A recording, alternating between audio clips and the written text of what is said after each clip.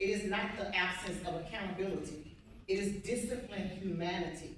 It is the ability to hold safety without understanding why trafficking doesn't, okay, I'm sorry. Being moved without understanding can make you feel like being power taken all over again. Trauma-informed care is not softness, it's not the absence of accountability, it is disciplined humanity, it is the ability to hold safety, structure, truth, and compassion in the same room. Y'all can tell I don't wear my glasses all the time. It asks what happened to you before deciding what is wrong with you. It also asks, what do you need to feel safe enough to participate in what happens next? The shift does not remove boundaries, y'all.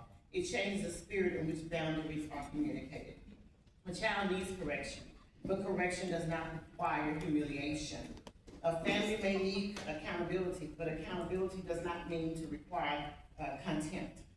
A young person may have made a dangerous choice, but that choice is not ease or dignity. Survivors remember how people made us feel.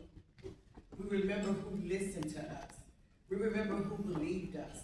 We remember who slowed down. We remember who explained what was happening. We remember who protected our privacy. We remember who let us have a choice when choices were possible. We remember who treated us like a person rather than a problem. And unfortunately, we remember the opposite. We remember disbelief. We remember impatience. We remember being discussed as if we were not in that room. We remember promises that were never kept. We remember when a system felt cold, rushed, and impersonal. Every interaction becomes a part of someone's story. Your tone may become a part of a child's memory. Your patience may become part of their healing. Your consistency may become the first evidence they receive that adults can be trusted. Children are watching how adults handle power. They are watching whether you knock before entering, whether you explain before moving, whether you listen before concluding, whether you keep your word, whether you apologize when something changes, whether you speak respectfully about their parents and family, whether you see the child beneath that behavior. You may be the first healthy authority figure that child has ever encountered. You may be the first adult to demonstrate that power can be exercised with kindness. You may be the first professional who see the child beneath the behavior. You may be the first, sometimes the most healing sentence is not complicated. It may be, I believe you. Thank you for telling me. You did that, you did what you needed to survive. What would help me make you feel safe right now? And I cannot promise you everything, but I will tell you the truth. Words can increase shame, or words can create safety. Instead of why didn't you tell sooner, we can ask what made it difficult to tell. Instead of why did you keep going back, we can ask what connection, fear, need, or barrier is pulling you back. Instead of what is wrong with this child, I've heard it a lot of times. We can ask what has this child learned they must do just to survive. Empathy does not mean we agree with every decision. Empathy means we refuse to forget the humanity of the person making it. I'm gonna say that again. Empathy does not mean we agree with every decision. It means we refuse to forget the humanity of the person making it. And empathy must extend to families too. Some parents have caused serious harm and must be held accountable. Some are struggling with addiction, poverty, violence, mental health, or trauma of their own. Understanding context does not excuse harm. It helps us respond wisely enough to interrupt it. Many of the adults who you encounter were once wounded children whose pain was never addressed. Think about that. Hurt can travel through generations when healing does not interrupt it. You are not merely processing cases. You are standing at the intersection where generational patterns can either continue or begin to change. That is why details that seem small are not so small. Learning how a child pronounces their name, protecting a comfort item like a blanket or a teddy bear, explaining the next step, making every reasonable effort to preserve safe connections, or avoiding unnecessary repetition of their story, giving honest updates, recognizing their birthdays, school activities, culture, their faith, and their identity. A child is not a file moving through a system. A child is a whole person trying to understand whether life can ever feel whole again. My challenge to you is simple. Do not let efficiency erase your empathy. Do not let familiarity with trauma make trauma feel ordinary. It may be your 5th crisis that day, but it may be the worst day of that child's life. Healing systems is everyone's responsibility. Eventually, I learned I was not the only survivor waiting for answers. Thousands of sexual assault kits had gone untested. Thousands of survivors were living without answers. I could have spent my life angry at every institution that failed me, because they failed me, y'all. And I had a right to be angry, and I could be mad. Ask my husband, okay? But the healing taught me something powerful. Sometimes healing is not about walking away. Sometimes healing requires coming back. I came back to law enforcement. I came back to forensic scientists. I came back to policymakers. I came back to the systems that once had been connected to my pain. Not to pretend the harm did not happen to me, but to help prevent it from happening again. Together, we begin asking better questions. How can we do better? How do we center the survivor without compromising the work? How do we create accountability without losing empathy? How do we ensure that the next child does not wait as long as I waited? That journey contributed to reform, including Texas House Bill 8, Lavinia Masterson Act, but no law heals a system by itself. Systems do not heal themselves. People heal systems. Policies do not care. People care. Procedures do not comfort. People comfort. Forms do not create trust. People create that trust. A policy can establish the standard, but a person decides how that standard feels when it reaches a child. Healing systems is everyone's responsibility. It belongs to frontline staff, supervisors, administrators, legal teams, investigators, placement teams, providers, community partners, and leaders who control culture and resources. No single worker can carry a system. No single discipline sees the whole child. Collaboration is not a courtesy, it is protection. A child should not have to become a project manager of their own case. They should not have to repeat the most painful experience of their life simply because adults and systems did not communicate. When we work in silos, children fall into spaces between us. When we share responsibility, information, accountability, and compassion, we create a net strong enough to hold them. And to every leader in this room, the emotional health of your staff is as a leadership issue, not merely a personal issue. Healthy leaders help create healthy teams. Healthy teams help create healthier systems. Healthier systems create better outcomes for children and families. Create cultures where asking for help is not treated as failure, where supervision includes the human impact of the work, not just the status of the case. Where wellness is not a poster on the wall, but permission, practice, resources, reasonable expectations, honest conversation, and follow through. A traumatized workforce cannot consistently deliver trauma-informed care without support. We cannot ask workers to regulate every room while giving them no safe room in which to regulate themselves. Accountability and care must live together for the children and for the people serving them. The weight of the worker carries. Now, to the workers. I want to turn directly to you. Not your title, not your department, not your role, but you. You cannot continually absorb trauma and remain unaffected. You're not Superwoman, you're not Superman, you may feel like it.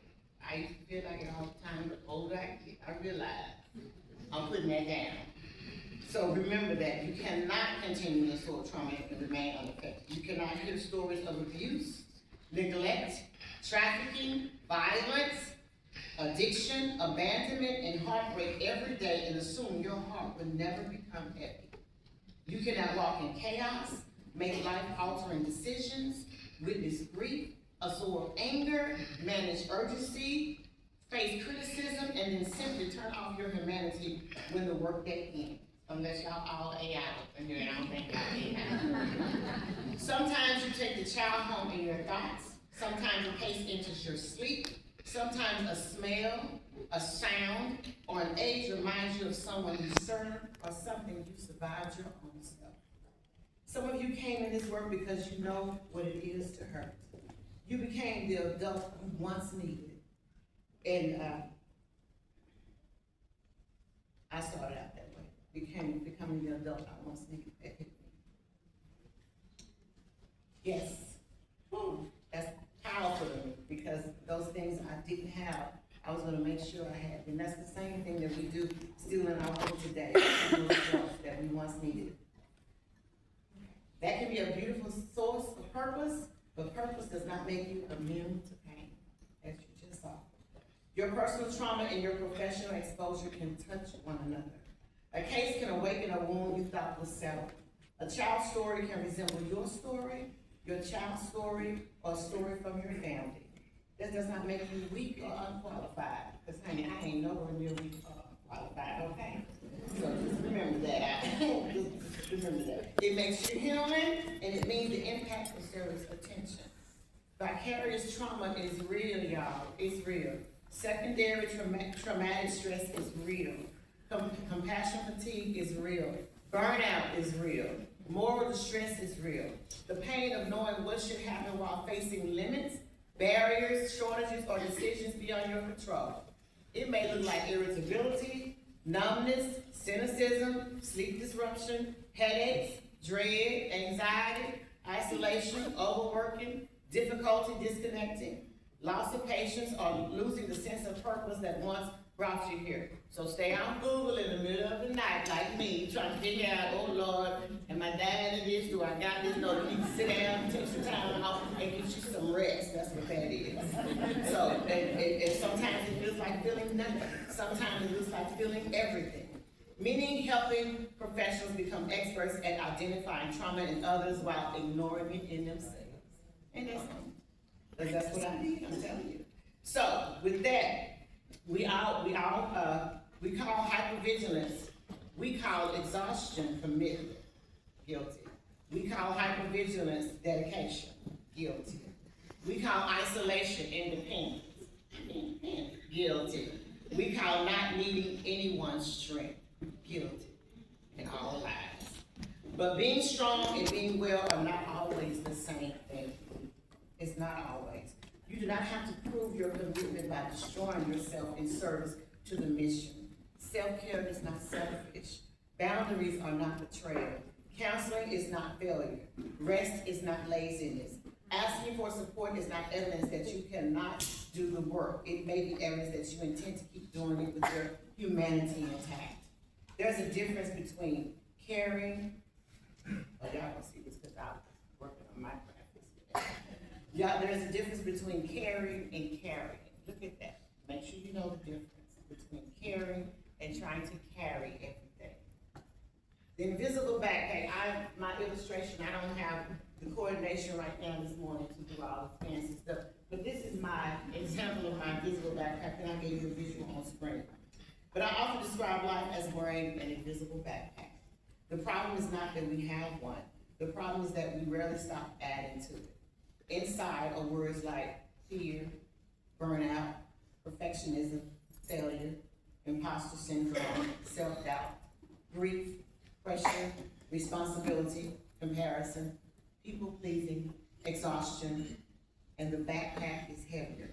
Yet somehow, we convince ourselves that carrying more is proof that we are stronger. No. But here's the truth.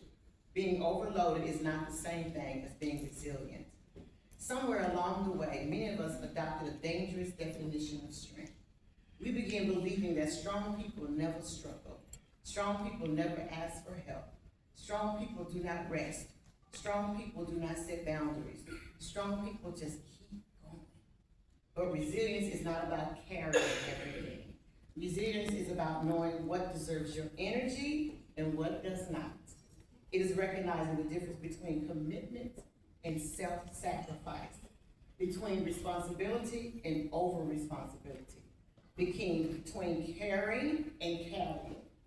And one of the greatest lessons I have learned is this: you can care deeply enough without carrying every outcome as your personal responsibility.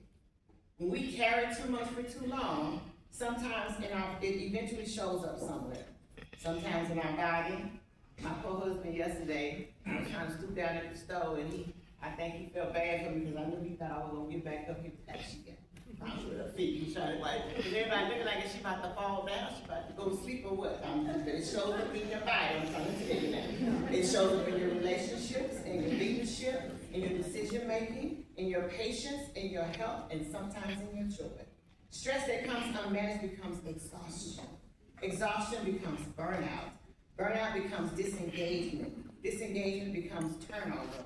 Organizations spend millions addressing performance, but performance often begins with well-being.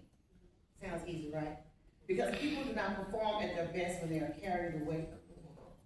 I worked alongside law enforcement, healthcare professionals, forensic scientists, government leaders, executives, advocates, educators, and the one thing I learned is this: that people everyone depends on often have no one asking them, how are you really doing? The strongest looking people in the room may be carrying the heaviest load. Leadership often becomes with loneliness. Success often comes with pressure. Achievement often comes with expectations. The higher you climb, the more people assume you do not need support. But no one is immune to the effects of carrying too much. And so what if success was not measured by what we accomplished, but also by what we refuse to carry? Wouldn't that be amazing? What if leadership included protecting our own well-being? What if boundaries became a sign of wisdom instead of weakness? What if asking for help became the act of courage instead of failure? What if we stopped rewarding exhaustion and started celebrating sustainability? Because organizations do not become healthier until they until the people inside them do. I would like to invite you into a moment of reflection. Ask yourself, each and every one of you, what have I been carrying that no longer belongs to me? Ask yourself that. Whose expectations am I trying to satisfy? What conversations have I avoided?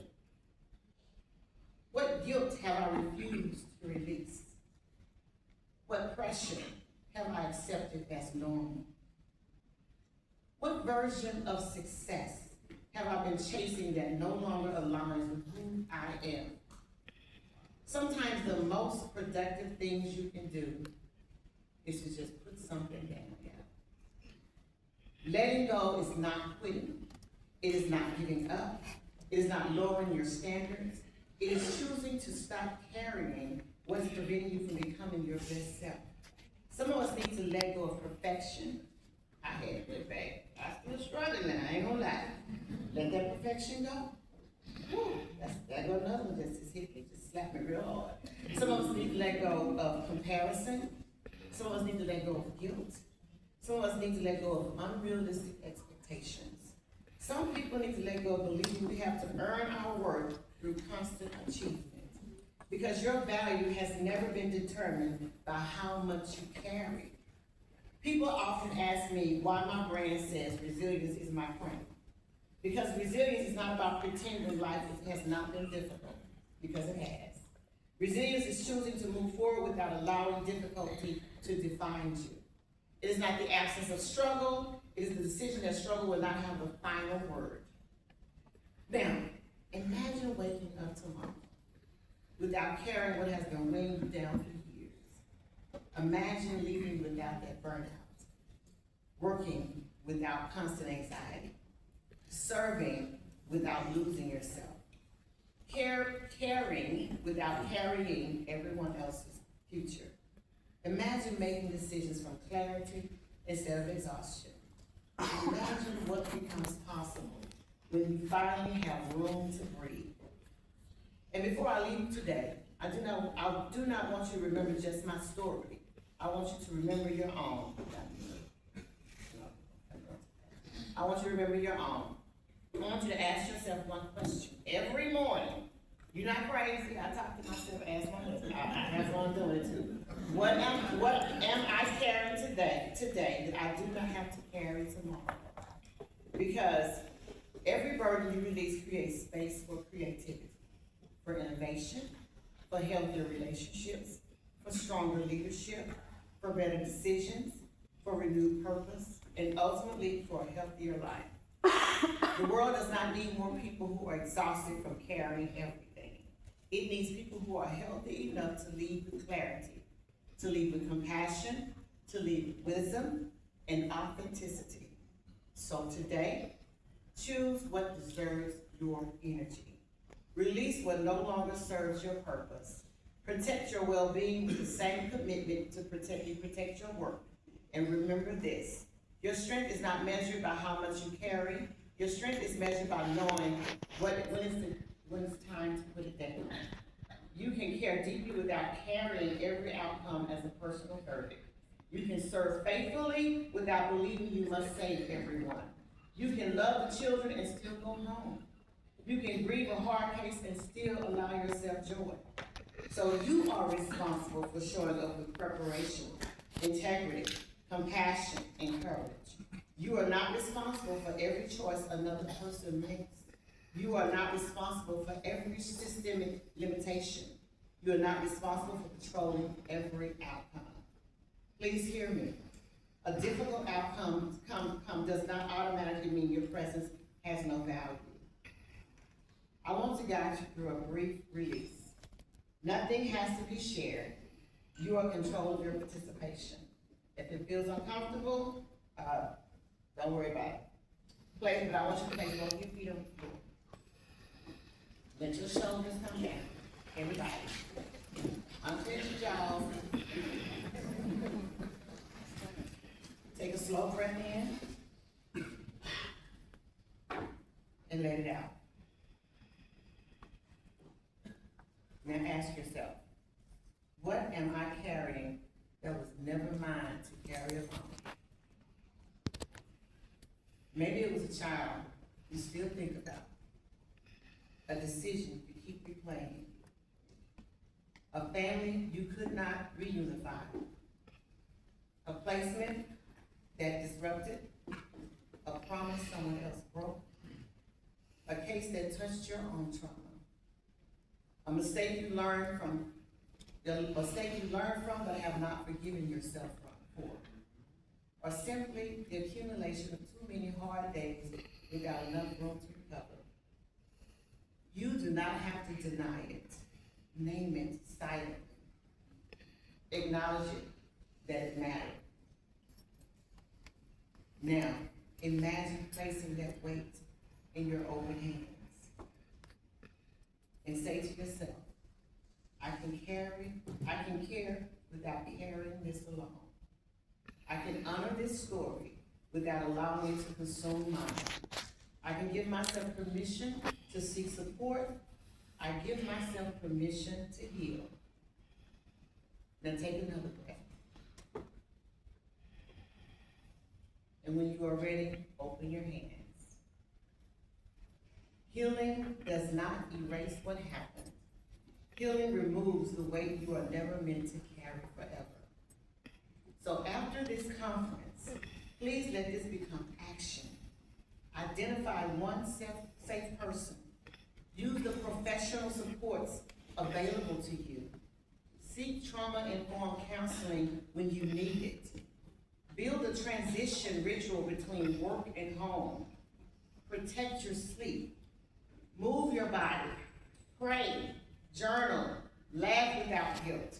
I laugh, honey. Y'all basically know this with my grandma's shenanigans. Because I'm going to make myself laugh, okay? Take time off before your body takes it for you. Okay. Say that again. Take time off before your body takes it for you. Because by that time, sometimes it's just too late. You look and I say,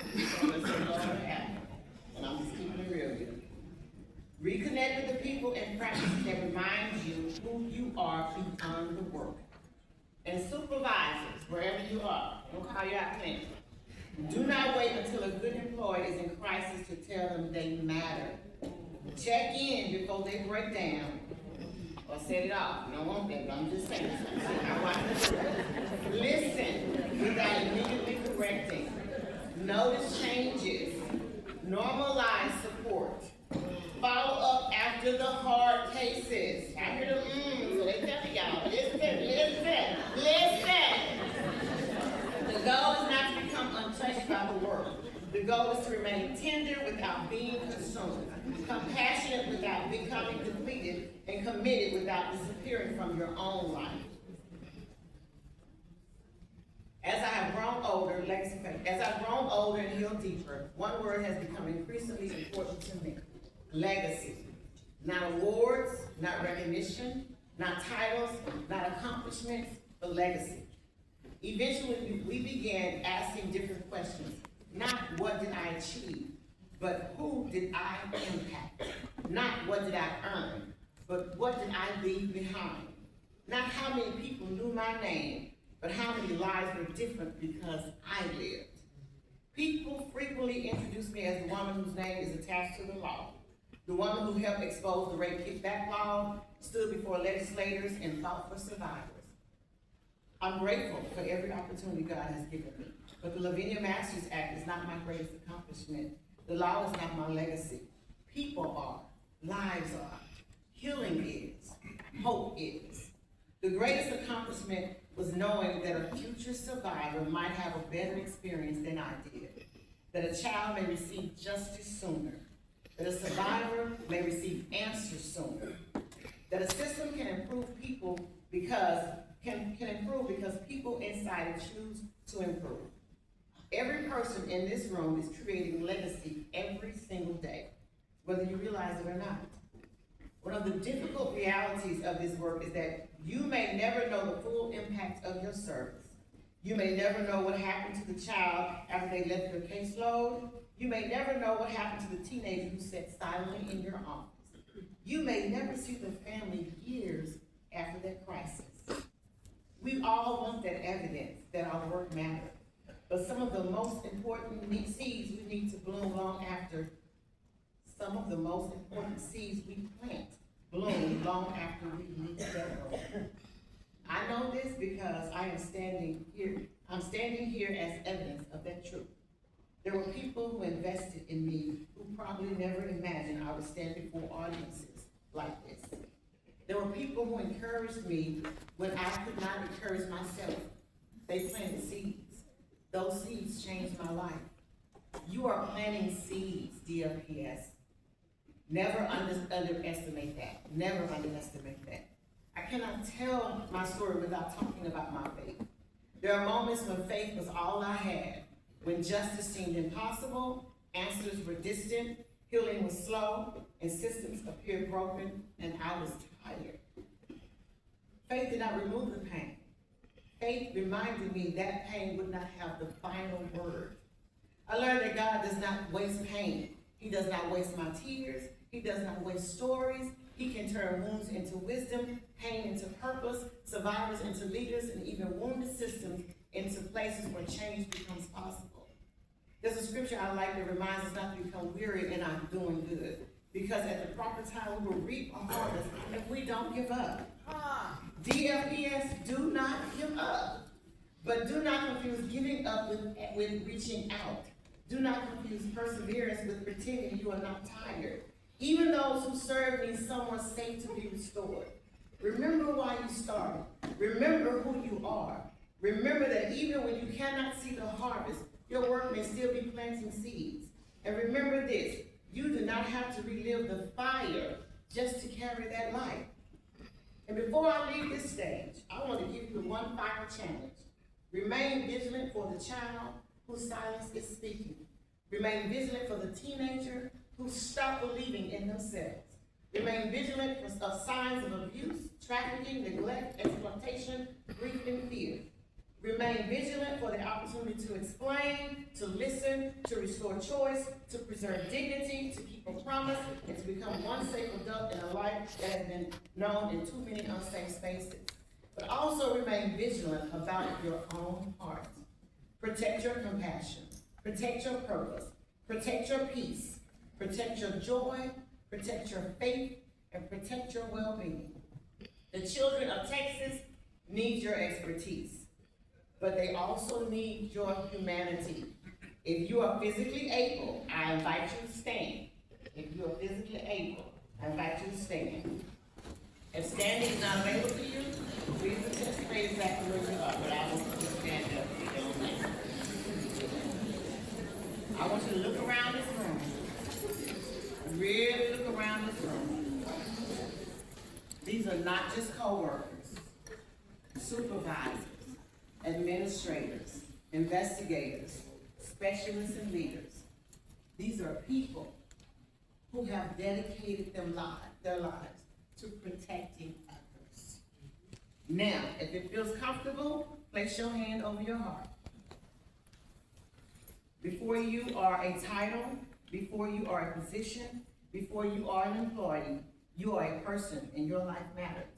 And I want you to repeat after me. I will remain vigilant.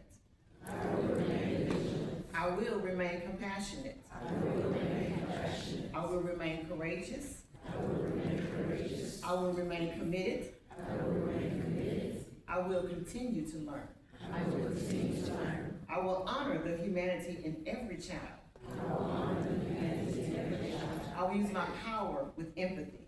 I will use my power with empathy. I will ask for help when I need it. I will ask for help when I need it. I will ask for help when I need it. I will ask for help when I need it. I will make room for my own healing. I will make room for my own healing. I can care without carrying it all alone. I can care without carrying it all alone. Because every child matters. Because every child matters. Every family matters. Every family matters. Every survivor matters. Every survivor matters. My coworker matters. My coworker matters. And I matter too. And I matter too. My name is Dr. Lavinia Masters. I'm a survivor. I'm an advocate. I'm a woman of faith. I am living proof that healing is possible, that systems can improve, that pain can become purpose, and that one voice can create change. But today is not only about my story. It is about the story you're writing every single day. The children you protect, the families you support, the futures you help shape, and the hope you create. May you continue to lead with compassion, serve with courage, protect with wisdom, and respond with empathy. May you never forget that the work you do today can impact generations you may never meet. And when the work becomes heavy, may you remember that you were never meant to carry it alone. Thank you for your service. Thank you for your sacrifice. Thank you for your commitment. Remain vigilant, because healing is how we heal systems.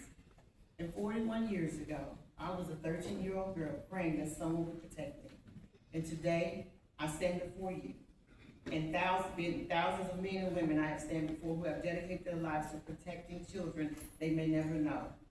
For that little girl, for the children you serve, and of generations that will come after us, thank you for remaining vigilant. God bless you, God bless your families, and God bless the children and families of Texas. Thank you.